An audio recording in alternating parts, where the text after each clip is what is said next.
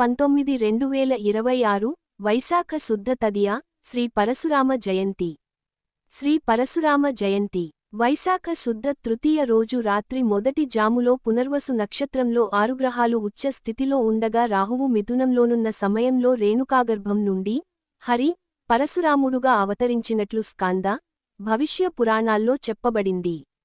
పరశురామ అవతారము ఆవేశ అవతారముగా అనితరసాధ్యములు అయిన కార్యక్రమములు నిర్వహించి తదనంతరమున ప్రశాంత చిత్తుడుగా ఉంటాడు. ఆయన చిరంజీవి. ఇప్పటికీ ఆయన దర్శనము ఇస్తాడు. ఆయన దర్శనము అంత తేలిక విషయము కాదు. పరశురామును చూస్తే దుష్టచిత్తమైన వాళ్లు వెంటనే మరణిస్తారు. ఆయన తేజస్సు అటువంటిది.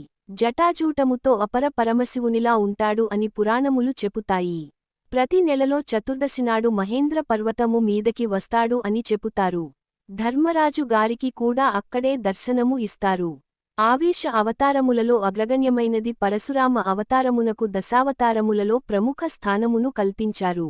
శ్రీ మహావిష్ణువు ధరించిన దశావతారాల్లో 6వ అవతారమైన పరశురాముడు జన్మించిన ఈ రోజు శ్రీ మహావిష్ణువును పూజించడంతో పాటు విష్ణు సహస్రనామ పారాయణము, వైష్ణవ ఆలయాలను దర్శించడం విశేషం.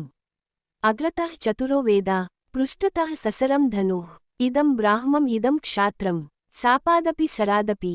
4 వేదాలను నిష్టగా పఠించి పృష్ఠ భాగంలో వీపు అమ్ములపొదిని ధరించి చేతిలో ధనుస్సుతో ఉన్న బ్రాహ్మణుడు అవసరాన్ని బట్టి శాపము ఇవ్వగలడు, శరమూ ప్రయోగించగలడు, ఆశీర్వాదము ఇవ్వగలడు, అస్త్రమూ సంధించగలడు, ధర్మగ్లాని ఏర్పడినప్పుడు ధర్మపరమైన హింసను కూడా చేపట్టగలడు.